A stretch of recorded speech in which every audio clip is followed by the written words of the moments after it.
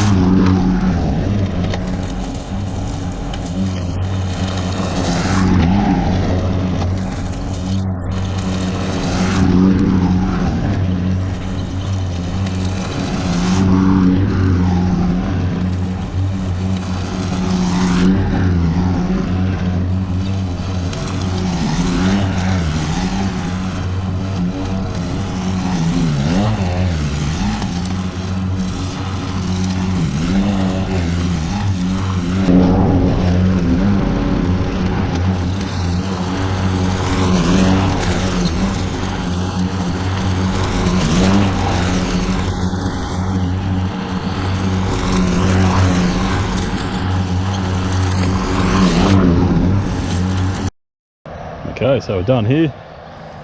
Yeah, it's not a perfect looking yard, but you know, let's stop and think about what this yard looked like, you know?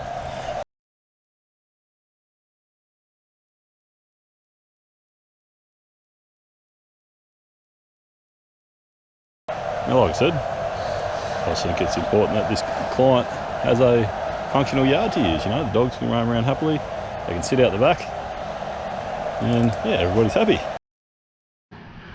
So you might remember this one.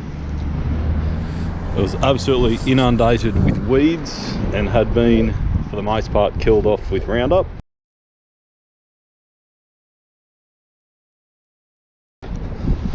It's coming back to life. Obviously still a lot of weeds, but the grass will continue to take over with regular maintenance. Now, funnily enough, this has appeared. I didn't actually know that there was a path here. So yeah, how exciting. Also, I mentioned in the last video when I filmed this one that I was going to tackle that tree because it kind of obstructs the footpath. The only problem I'd face there is it'd go terribly brown and it would take a long time to recover. So I'm just not going to. And cutting it down, it would remove a lot of privacy from the front of the house, noting that we're on a main road just here. So it's probably nice for the client to have all that there.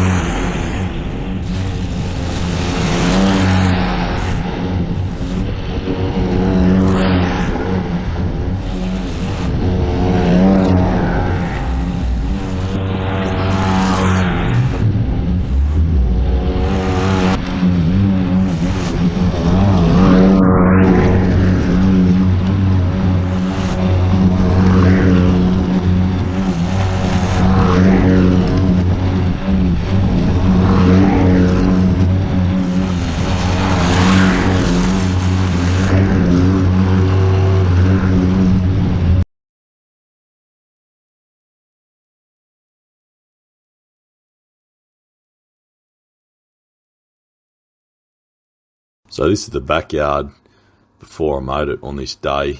It's struggled to recover. The grass is quite kuyu. So here's how it was when I first came to this place. There was just so much grass. And if you caught that video, I went over it countless times trying to collect all the clippings and deposit them there. That's from the actual day when I did the first mow. You can just see how much there is. Now, despite that, look at this, there's still grass that just didn't quite, just stayed on the ground, and it stifled the growth a bit. So to combat this, I'm not quite scalping the lawn, but I'm cutting just a little bit lower than I usually would, just in order to loosen up all that dead stuff and get a bit of sunlight back down on the roots. So I went over it several times just to really mulch it up much finer. Probably would have benefited from using the catcher again today, but this was the mower that I brought with me, so I made do. Afterwards, I did my best to go around and blow the whole lawn just to really get some air and sunshine onto the root systems of this lawn. Like I said, not a proper scalp because it's not quite the time of year for it, but as you saw, the recovery of this yard was stifled a little bit, so this would just be a little bit of a kickstart before we come into springtime.